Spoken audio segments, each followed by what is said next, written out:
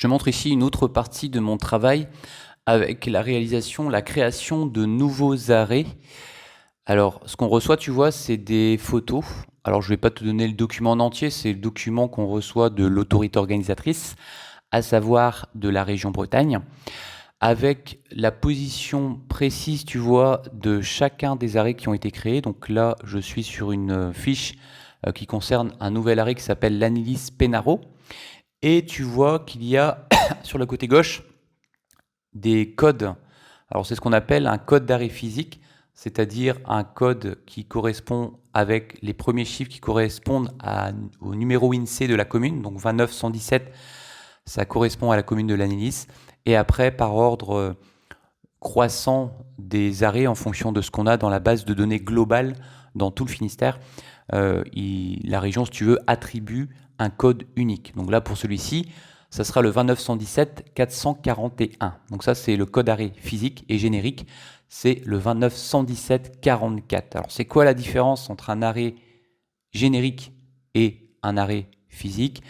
C'est qu'un arrêt générique est constitué de un ou de plusieurs arrêts physiques. Donc l'arrêt générique, c'est l'Anilis Penaro, qui est un arrêt, on va dire, global.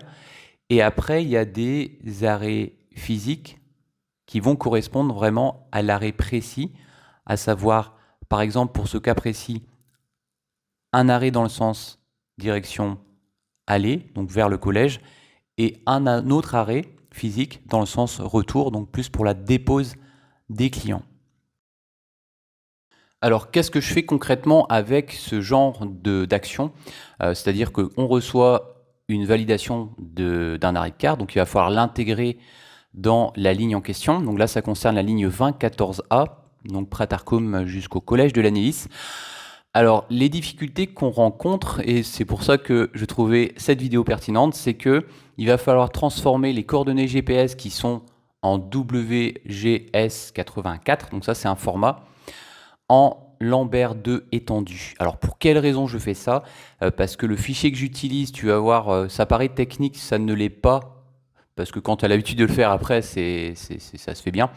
C'est que dans un fichier Excel que là je te montre, je répertorie toute la base d'arrêts que je fais évoluer au fur et à mesure du temps, à savoir que si tu me dis qu'est-ce que tu as rentré dans la base de données en 2015, en 2014, en 2013, etc., je pourrais te répondre parce que c'est simple, à chaque fois qu'il y a des évolutions avec des créations d'arrêts et des suppressions d'arrêts, j'utilise ce fichier Excel comme base pour avoir un historique de ce que je fais dans la base de données. Alors là, ça concerne une mise à jour de notre outil qui s'appelle Logbus. Donc ça, c'est un outil qui est appelé à disparaître.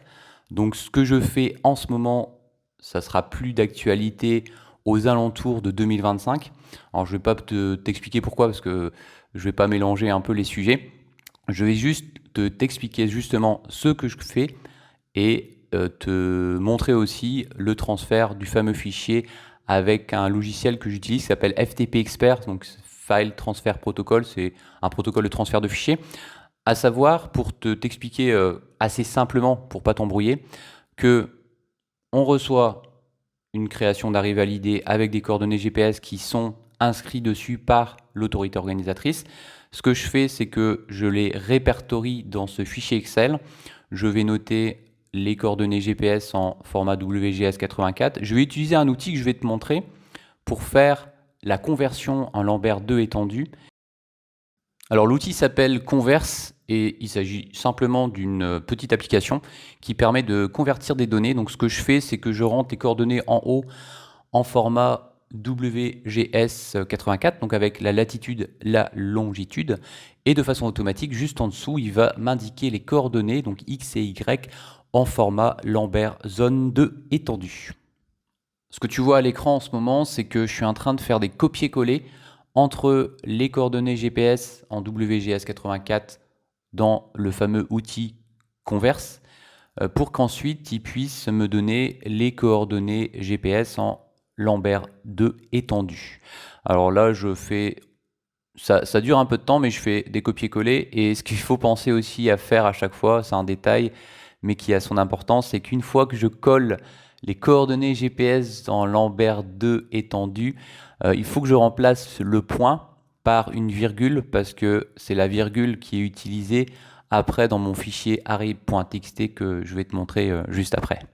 Et cette conversion ensuite va m'être utile pour faire un copier-coller de ces coordonnées GPS dans un fichier qui s'appelle array.txt. Et c'est là que ça devient intéressant, c'est que ce fichier array.txt, je vais simplement le transférer sur un serveur, je vais écraser l'ancien fichier et ça va prendre en compte tous les nouveaux arrays que je vais intégrer dans ce fameux fichier array.txt. Et dans ce fichier array.txt, j'ai deux manips à faire en quelque sorte. La première, ça va être de rajouter l'array générique d'abord, et ensuite, je vais, dans un second temps, répertorier les arrays physiques, enfin le ou les arrays, parce que des fois, il n'y en a qu'un. Je rentre d'abord l'array générique, à savoir l'array qui est numéroté 291744 Penaro. Donc ça, je le mets en haut du fichier, donc c'est la première partie.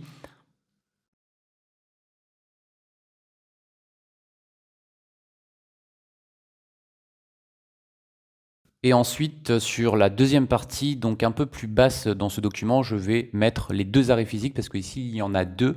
Alors, je pourrais en mettre un seul, je pourrais en mettre trois, je pourrais en mettre quatre, autant que je veux. Et ça, c'est important de bien vérifier la numérotation, puisqu'ici, donc, je vais prendre les premiers chiffres de l'array générique, à savoir le code 291744, et je vais rajouter à chaque fois un numéro. Donc par exemple 291744 1 pour l'arrêt Penaro qui va être dans le sens de la montée, donc en direction le matin du collège. Et le deuxième arrêt physique qui va être numéroté 291744 2 pour l'arrêt Penaro, cette fois-ci dans le sens de la dépose. Et c'est donc ici à cet endroit qu'il faut être vigilant parce que si tu mets un point dans la séparation des coordonnées GPS en Lambert 2 étendu, ça ne va pas fonctionner. C'est-à-dire que quand je fais la conversion avec l'outil converse, il va me mettre des chiffres avec un point au milieu et d'autres chiffres ensuite. Et ben une fois que je fais le copier-coller, ce qu'il faut que je fasse aussi, et surtout de ne pas oublier, c'est que une fois que je le colle dans le fichier Excel, c'est de remplacer le point par la virgule, et comme ça, c'est ce que je suis en train de faire en ce moment. Je fais des copier-coller du fichier Excel avec la virgule dans le fichier array.txt. Alors là, je continue, tu vois, il faut vraiment être vigilant parce que tu as plein de codes partout, c'est un coup à s'y perdre et à se tromper, donc c'est une partie, tu vois, où il faut vraiment être extrêmement vigilant quand tu fais ce genre de manipulation. Et c'est pour cette raison, pour rebondir aussi avec d'autres histoires que j'ai pu te partager, que j'essaye de me déconnecter complètement assez régulièrement de tout ce qui est SMS, de tout ce qui est appel téléphonique, de tout ce qui est mail quand je fais ce genre de choses. Parce que si je laisse mon téléphone en mode classique, c'est-à-dire avec la sonnerie, c'est que je vais m'arrêter, je vais prendre un appel, je vais devoir gérer quelque chose qui n'est pas forcément urgent. Et au final, ce genre de travail, ça m'arrivait avant de le faire assez tard le soir parce que j'avais pas prioritisé mes tâches que j'avais besoin de faire, surtout à cette période assez sensible de la rentrée. Donc, bon, c'est un autre sujet, mais je vais comme juste rapidement en parler.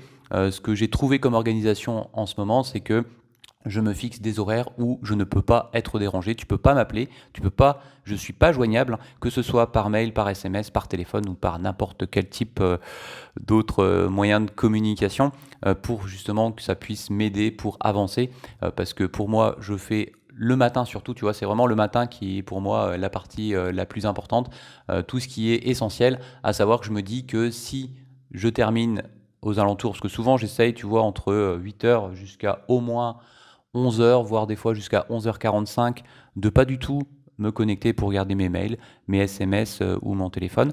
Comme ça me permet de bien avancer. Et une fois que c'est fini, à partir de 11h45, tu vois, d'être beaucoup plus cool parce que mon travail est terminé, je peux passer à des choses un peu plus light, entre guillemets, à savoir peut-être faire des infotrafics s'il y a des perturbations, aller voir sur place peut-être des choses sur le terrain, aller voir les conductrices, les conducteurs, etc., etc.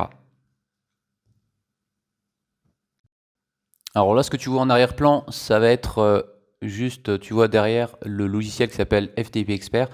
tu mets l'hôte, tu mets l'identifiant et tu mets le mot de passe et ça se connecte à un serveur. Et ensuite, là, ce que je suis en train de faire, je finalise, je termine le fichier .txt pour qu'il soit propre. Je vais ensuite le transférer, te montrer ça assez brièvement.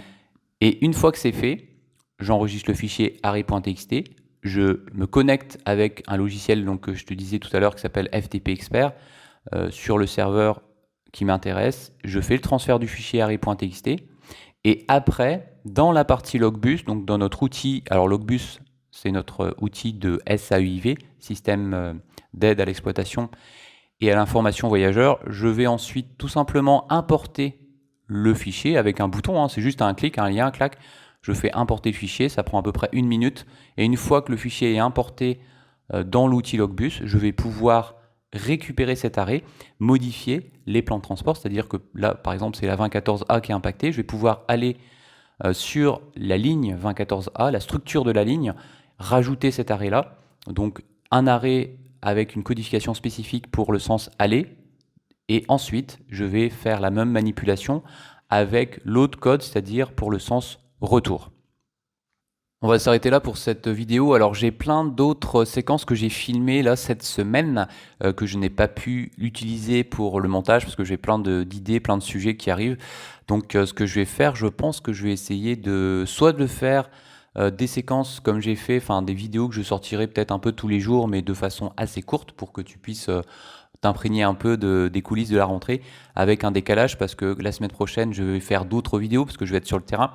Donc ce que je vais faire, je pense, c'est que je vais pareil progressivement la semaine prochaine diffuser quelques vidéos courtes comme ça, et, enfin même si celle-ci elle n'est pas si courte que ça, pour que tu puisses savoir qu'est-ce qu'est une rentrée avec un décalage, à savoir que la semaine prochaine, notamment je pense les mardis, mercredis, jeudi et vendredi, peut-être samedi, que je te mette des séquences tournées cette semaine, c'est-à-dire des séquences tournées avant la rentrée, et après de faire des séquences sur la rentrée et plus particulièrement sur qu'est-ce qu'on fait avec du terrain, et ça va être une partie aussi intéressante. Je ne sais pas du tout comment je vais faire les montages parce que en ce moment clairement c'est pas ma priorité de me baser sur des montages assez longs, donc c'est pour ça que je vais réfléchir. En tout cas, je te propose de faire comme cette semaine, la semaine prochaine, à savoir des vidéos assez courtes pour te montrer un peu ce qu'on fait avec cette fois-ci un décalage parce que comme je te le disais, j'ai des vidéos que j'ai déjà tournées que j'ai pas pu encore publier et je verrai peut-être pour mettre une date où je le préciserai quand je ferai le montage à l'oral. Allez, en tout cas je te souhaite un bon week-end et puis à la prochaine. Salut!